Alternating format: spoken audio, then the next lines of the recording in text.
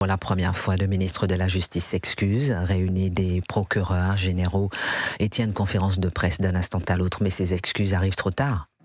Dans l'affaire Liana, la justice a failli, l'État a failli. En tout cas, c'est le sentiment de tous les Français ce matin.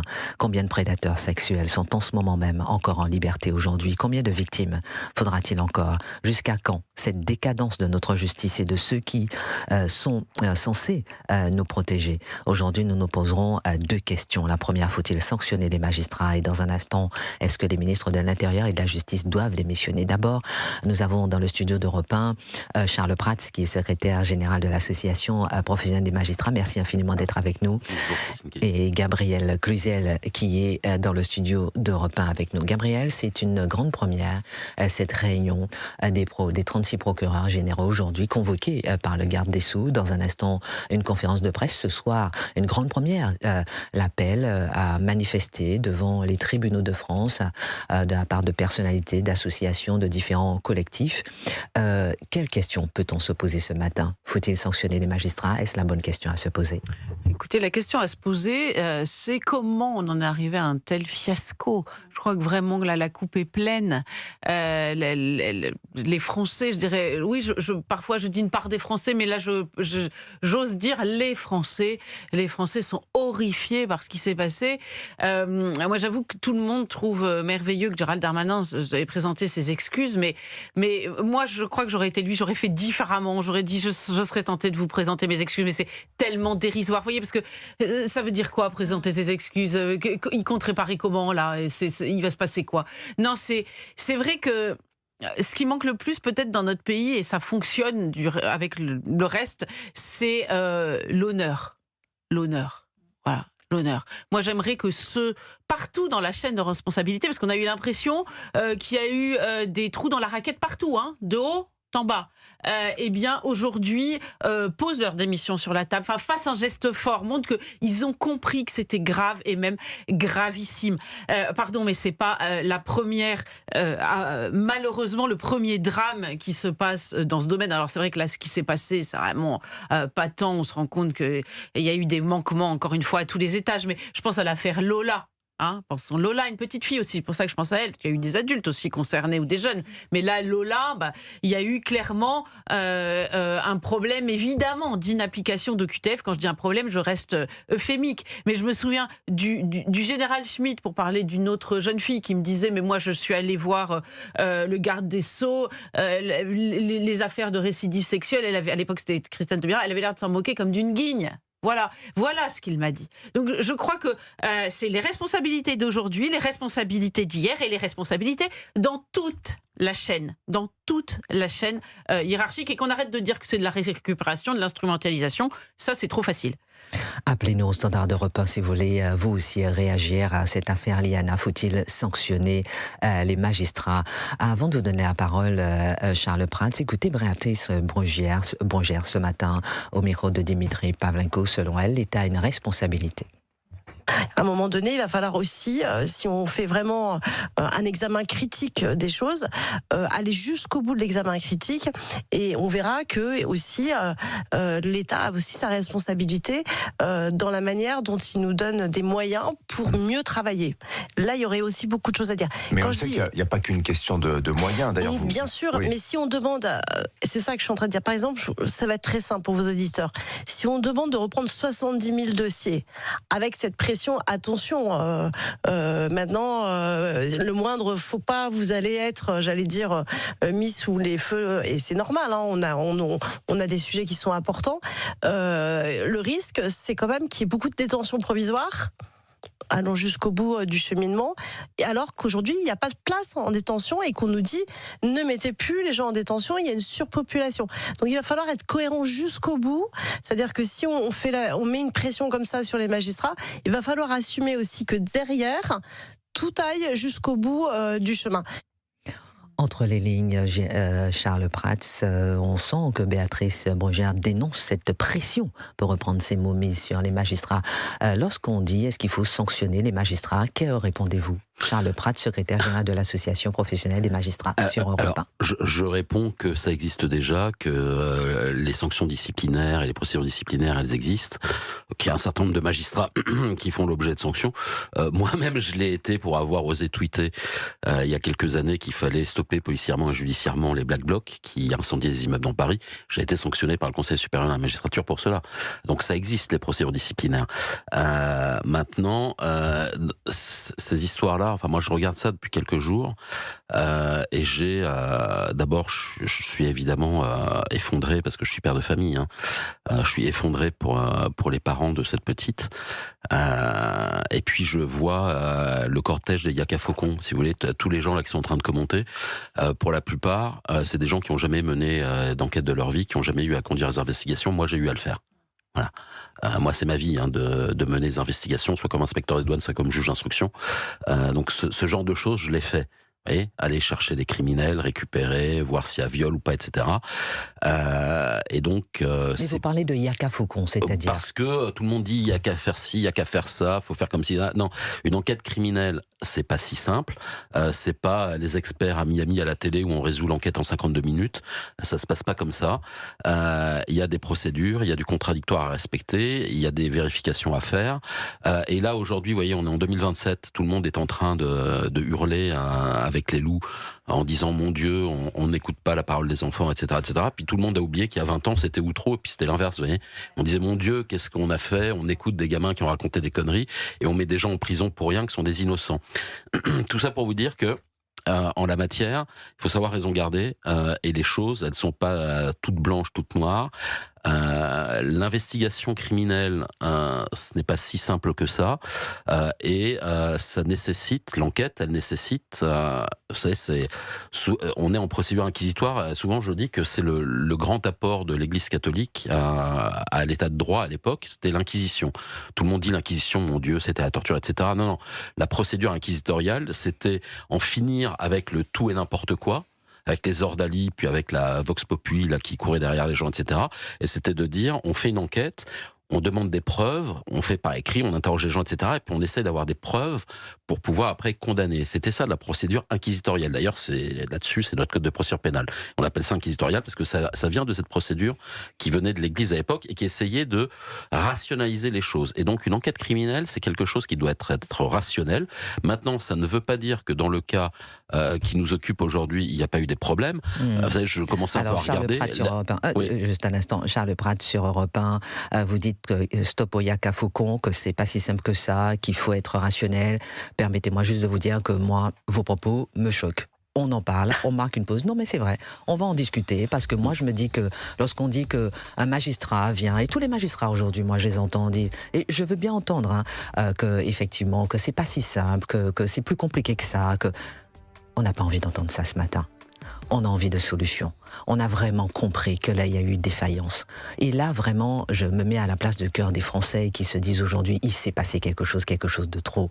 J'entends bien qu'une enquête est difficile, mais j'entends bien aussi que cette enquête, elle aurait pu être résolue. C'est peut-être simple, c'est peut-être simpliste ce que je dis. Non, mais on va en parler. On va en parler. Alors on marque une pause, on va en parler avec vous Charles Prats, pardonnez-moi si je vous saute comme ça à la gorge. On va en parler aussi avec Philippe qui nous appelle du centre, avec Gabriel Cluzel sur Europe 1. Bonjour Philippe, vous nous appelez du centre et à la question, dans l'affaire Liana, faut-il sanctionner les magistrats? Vous dites oui. J'ai l'impression que ça me paraît normal. Une faute professionnelle, c'est une faute professionnelle si elle est avérée, bien sûr. On est tous très choqués. Et je vais vous dire, personnellement, je suis particulièrement choqué que, voyez, j'ai encadré des enfants il y a déjà bien longtemps, il y a plus de 40 ans, dans des colonies de vacances, etc. Et j'ai entendu des choses horribles émanant de la bouche d'adolescentes et d'adolescents. Et je m'aperçois que 40 et quelques années plus tard, sous prétexte, à une période, il y a eu des gens qui, élus, ont pu proclamer qu'il fallait faire sauter les tabous, etc. On en arrive à ne pas avoir protégé les enfants, à ne pas avoir avancé en 40 et quelques années sur la protection de l'enfance. C'est scandaleux dans un pays comme la France, où on est avec un entourage au plus haut niveau de l'État de donneurs de leçons. Enfin, ça, c'était la petite parenthèse. Je voulais vous dire, sanctionner, oui. Oui, mais une vraie sanction. Dès lors qu'elle est fondée sur une réalité, bien sûr, une faute professionnelle, et qu'il est avéré aussi que c'est une faute envers la société. Parce que ça me paraît quand même normal, ces ces gens rendent la justice au nom du peuple français. Donc la société, ils sont redevables envers elle dès lors qu'il y a un empilage de fautes. Alors évidemment, le magistrat, il est presque à la dernière qui prend la décision de sanctionner, de pas sanctionner, de pas faire la mesure adéquate pour écarter, etc. Donc il y a toute la chaîne qui est en dessous, effectivement. Et le magistrat, il se retrouve quoi? Il est confronté à quelque chose qui le dépasse un peu en dessous. Si on regarde bien la chaîne de protection de l'enfance, il y a des gens qui font excellemment bien leur travail, et j'en connais. Mais il y en a d'autres, qui se contentent de travailler parce que ils ont peut-être d'autres préoccupations autour. Et il y a cette fameuse mise en place du travail en silo. Alors ça a été formidable pour la déresponsabilisation. Pas de connexion avec ce qui se passe autour de soi. Chacun fait son petit truc dans son coin, et puis c'est fini, quoi. Je le rends, l'autre il regarde ou il regarde pas, et on en arrive à des catastrophes. On en arrive parce que tout le monde est submergé par trop de textes, beaucoup trop d'administratifs et de bureaucratie, pas assez d'humains sur le terrain, aucune modernité. Alors dans la magistrature, encore plus, qui ont parlé largement mieux que moi là-dessus.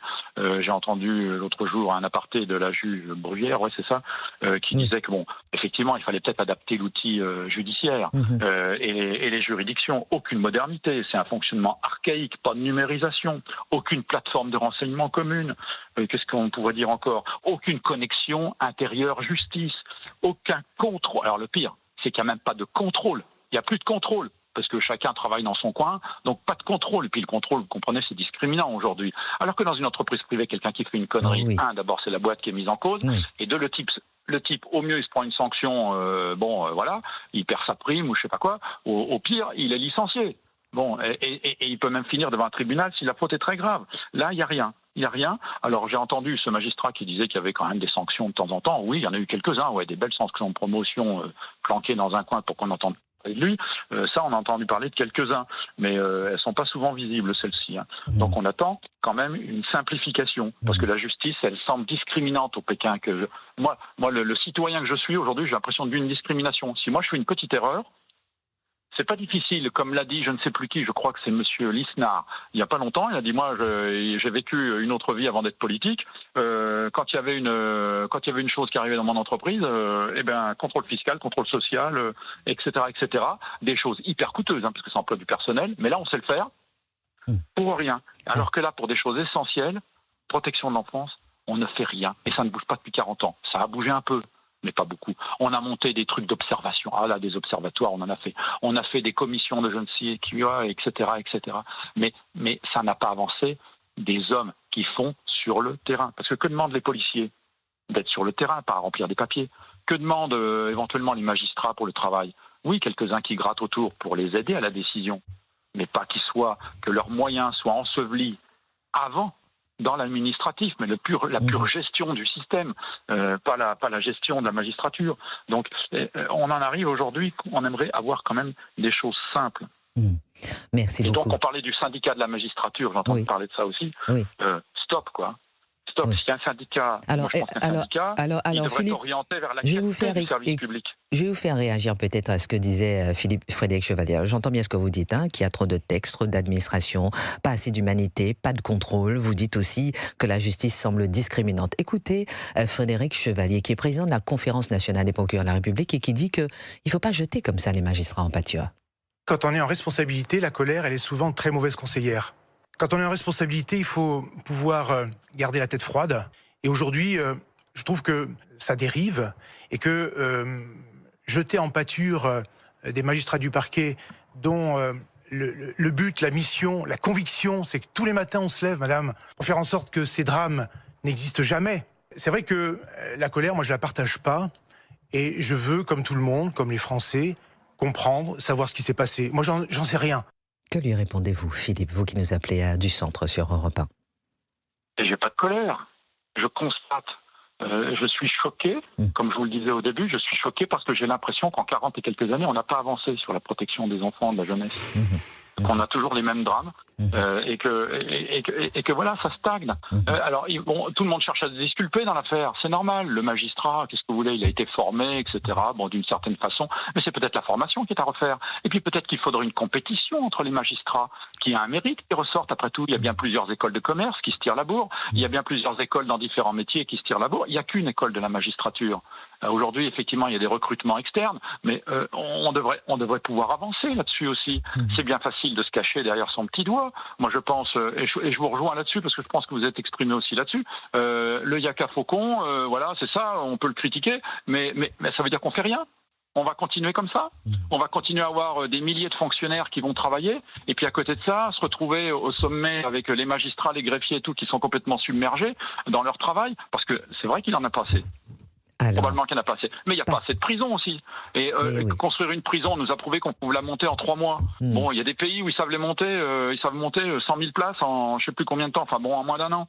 Donc, on n'a qu'à évoluer aussi là-dessus. Et là, oui, là, on peut nous mettre en colère, là. Parce que, effectivement, se réfugier derrière son petit doigt et son petit écran ou derrière son bureau ou sa toge pour dire oui, on n'y est pour rien. Si, quand même. L'auto-analyse, ça aide quand même à avancer. Merci, c'est pas pour ça qu'il faut mettre tous les magistrats dans le même sac. Bien Ils ne sont pas tous à mettre dans le même sac. Sûr, Heureusement. Bien Heureusement, sûr, notre Philippe. pays ne fonctionnerait plus. Merci beaucoup pour ce regard précis qui représente, je pense, beaucoup d'interrogations que se posent les Français à l'heure qu'il est. Vous, Philippe, qui nous avez appelé du centre. Avant de prendre Jean-Charles, qui nous appelle de Bretagne, peut-être vous, Charles Pratt, est-ce que vous avez envie de répondre à ce que disait peut-être à la fois Frédéric Chevalier, président de la Conférence nationale des procureurs de la République, qui dit qu'il ne faut pas jeter comme ça les magistrats en pâture, et à la fois à Philippe, qui nous appelle du centre et qui dit trop de textes, trop d'administration, pas assez d'humanité, pas de contrôle, et que la justice semble discriminante pour certains, effectivement, par rapport à d'autres. Ce qui est évident, c'est que la complexification de la procédure pénale depuis plusieurs années, à la fois sous l'emprise de l'empilage des lois qui ont été votées par les parlementaires, sous l'impulsion des gouvernements, etc., ou par la jurisprudence de la Cour européenne des droits de l'homme, ça facilite pas les choses. Ça facilite pas les choses aux enquêteurs.